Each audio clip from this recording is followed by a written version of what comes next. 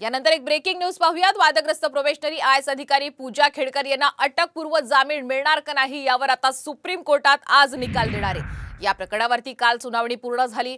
यावेळी पूजा खेडकर यांनी एका कलेक्टर विरोधामध्ये लैंगिक शोषणाची तक्रार केल्यामुळे तिच्या विरोधात कारस्थान रचलं जात असल्याचा युक्तिवाद पूजाच्या वकिलांनी केला।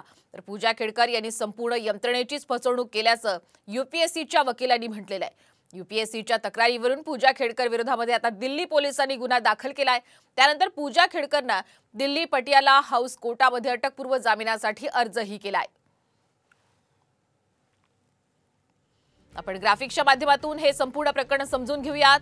पूजाच्या वकिलांनी केलेला युक्तिवाद आपण पाहूयात। पूजा यांनी लैंगिक छळाची तक्रार दाखल केल्यामुळे त्यांच्या विरोधात आरोप होतोय। एआयएमएस डॉक्टरांच्या मते पूजा कायमस्वरूपी अपंगत्वाच्या श्रेणीमध्ये आम्हाला वेगवेगळ्या अधिकाऱ्यांनी चौकशीसाठी बोलवलेलं आहे, त्यामुळेच आम्ही अटकपूर्व जामिनासाठी अर्ज दाखल केला आहे।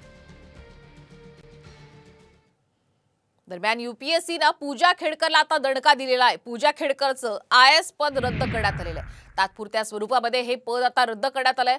बोगस दिव्यांग प्रमाणपत्र आणि नियमांचं उल्लंघन केल्याप्रकरणी ही कारवाई करण्यात आलेली आहे। पूजा खेडकरला भविष्यातील सर्व परीक्षा आणि निवडींमधून कायमचं काढून टाकण्याचे निर्देश आता देण्यात आलेत।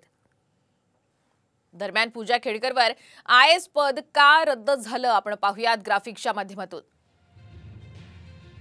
पूजा खेडकरचं आयएस हे पद आता रद्द झालेलं आहे। पूजा खेडकरचं दिव्यांग प्रमाणपत्र हे बनावट असल्याचं आता उघडकीस आलंय।